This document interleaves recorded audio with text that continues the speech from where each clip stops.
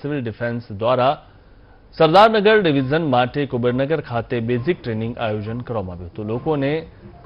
CPR આપવાની સાચી રીત અને પ્રાથમિક સારવારની તાલીમ ફાયર બ્રિગેડ ટીમ દ્વારા ફાયર સેફટીને લગતી તાલીમ આપવામાં આવી હતી। જાગૃતતા હવે ઘણી આવી છે પહેલા કરતાં, કેમ કે અમારું પણ અત્યારે એટલું બધું કામ વધી ગયું છે કે અમે દરેક સ્કૂલ છે, કોલેજ છે કે અલગ અલગ પ્રકારના ઇન્સ્ટિટ્યુશન છે ત્યાં આગળ અમે અવારનવાર ટ્રેનિંગ કરતા જ હોઈએ છીએ ને અમારા કોર્પોરેશનથી પણ અમને એ રીતના મેલ આપવામાં આવે છે કે તમારે બને ત્યાં સુધીને જનતાને પ્રશિક્ષણ કરી દેવા કે તમારું કામ અડધું જનતા જ કરી લેતી હોય છે ને ફર્સ્ટ જે રિસ્પોન્સિબલ હોય છે કે જ્યાં ત્યાં સ્પોટ પર જે ફાયર છે કે ઘટના ઘટી હોય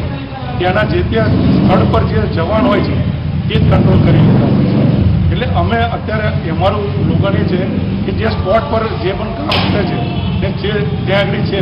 એમને જ અમે પ્રશિક્ષિત કરી દઈએ છીએ। એટલે હું 2006થી જ્યારે સિવિલ ડિફેન્સ ઇન્સ્પેક્ટર તરીકે જોડાયો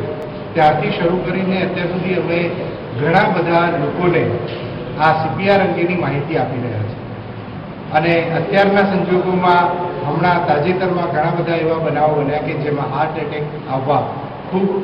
નોર્મલ બાબત બની ગઈ છે અને એવા સમયમાં સીપીઆરનું મહત્ત્વ આપણને સમજાઈ રહ્યું છે। જે કામ અમે વર્ષોથી કરી રહ્યા છીએ અને લોકોને જાગૃત કરી રહ્યા છીએ કે આ વસ્તુ,